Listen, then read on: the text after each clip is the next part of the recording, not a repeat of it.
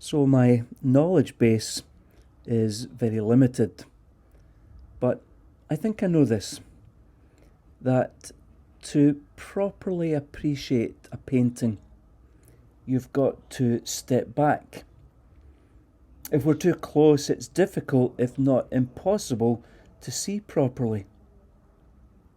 If I'm going to see the big picture, everything that the artist intended, yes, I need to step back.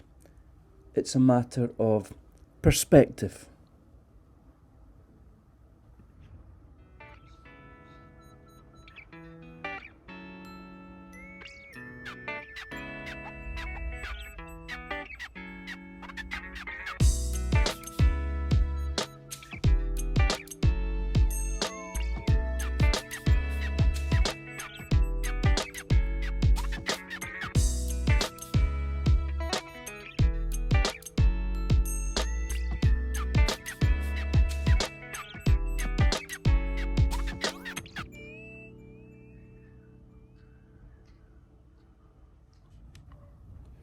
These two pictures illustrate the point perfectly.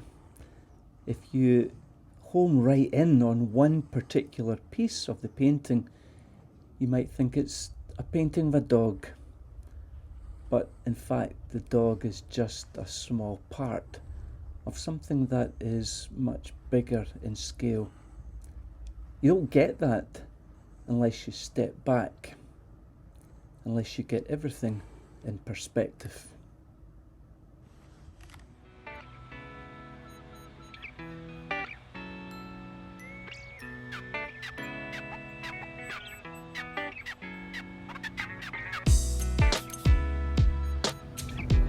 If it's true that we need to step back to fully appreciate a painting, then I'd want to suggest that it's equally true for all of life as we try to see it in its fullness and, if at all possible, make sense of it. And if you really want to begin to ponder the big questions about what's it about and where's God in all of it, then absolutely, you need to step back.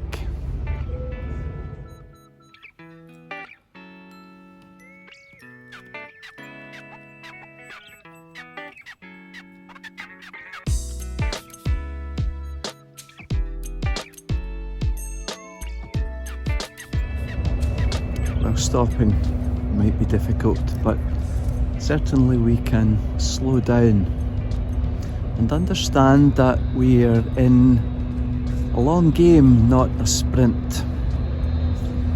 I want to suggest that we need to do the following. We need to pause. We need to be patient. We need to focus on the permanent and not just the passing.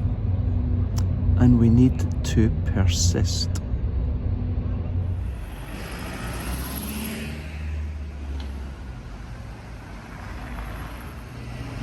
Number one, pause, which can be so difficult when life is lived at such a pace. There seems to be little time to step back. I think many folks have worked harder in these last 9 months than ever before. And if not in offices and in workplaces, then from one Zoom meeting to the next. Go, go, go. Friends, take some time to pause. Even in the midst of the busyness, it's good to pause for a moment to appreciate that which is a little more enduring than most of what competes for our attention.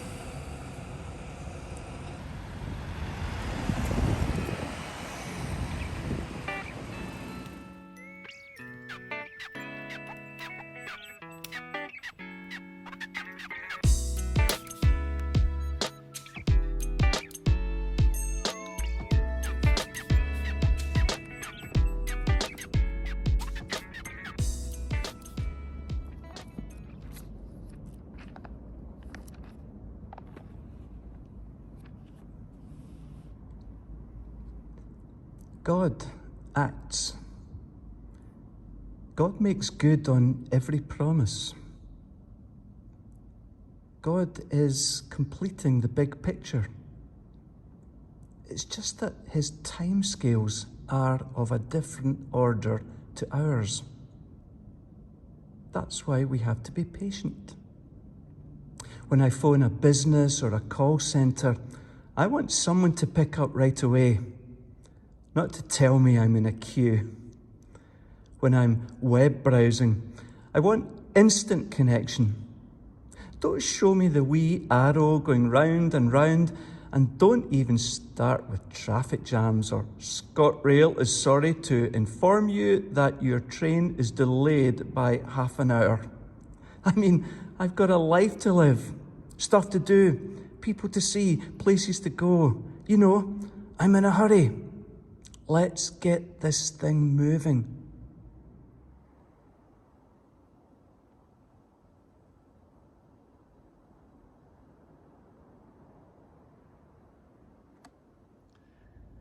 Reading the Bible, I never get the impression that God was in too much of a hurry. Think about Abram, for example. He was 75 years old when the promise was made to him, a promise repeated 3 times, that he would be the father of a great nation. Don't you think that maybe in the 25 years between promise and fulfillment that he began to wonder if it was going to come to pass? Or what about the people of God in exile? 70 years removed from Jerusalem. Do you think they wondered? Do you think they doubted maybe whether or not God was going to come through for them? Or the 1,000 years between David and Jesus?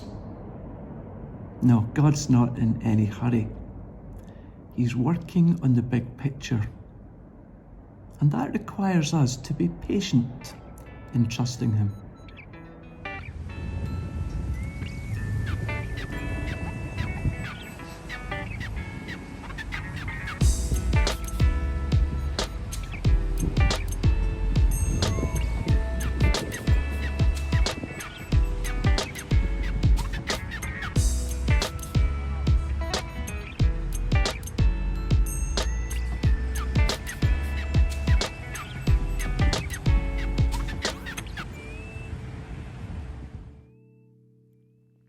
So we pause, we be patient, and we remember that that which is permanent is equally as deserving of our attention as that which is passing. Now, of course, this modern day building is much more recent, but there is evidence that there's been Christian worship here for 1,300 years. Can you imagine what's happened through all of that time? While people have worshipped on this site, there have been wars, famines, plagues, revolutions, reformations, unions, ups and downs, comings and goings, blessings and curses, sin and salvation, all of life and death. Even today, all of life streams past this holy place. And the backdrop to all of that, the eternal God, who is the same yesterday, today, and forever. We're reminded we blossom and flourish as leaves on the tree, and wither and perish, but naught changeth thee. Much passes, but much remains.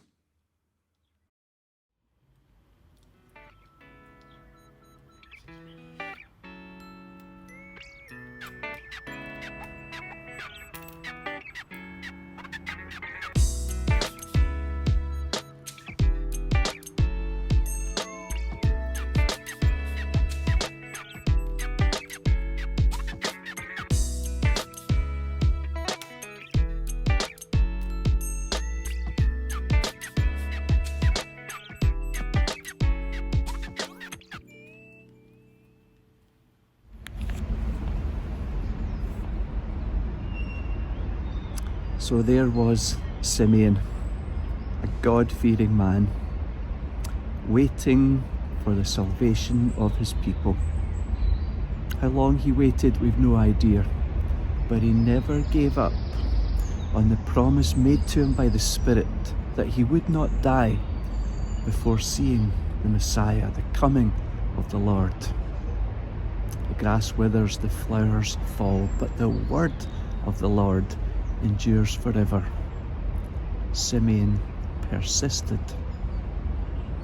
And beside him, Anna, the old prophetess, no doubt written off by many as an old fool. There she was, worshipping, fasting, praying, waiting, trusting that God would deliver on his promise. That's persistence.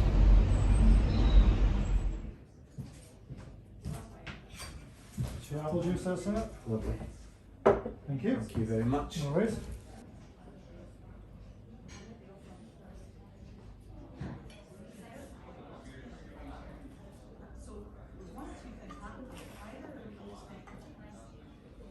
Folks, the big picture is that God always keeps his word.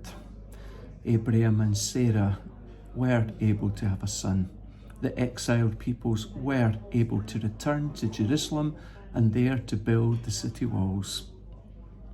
And a descendant of David was born, Jesus, Emmanuel. And Anna and Simeon were able to see that for which they had waited so long. Simeon declared, "For mine eyes have seen the glory that you have revealed, which you have prepared." What about us? Will we pause? Will we exercise patience? Will we keep an eye fixed on the permanent and not just that which is passing? And like Anna and Simeon, will we persist that we might see that God is acting, that God is with us, that the salvation of the Lord is among us, that his kingdom is coming, little by little, for those who have eyes to see.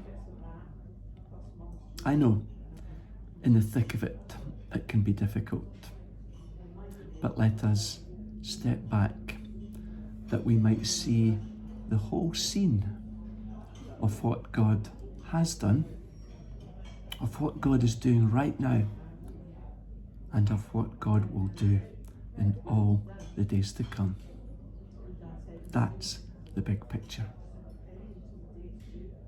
Amen. And may God bless us in our reflecting.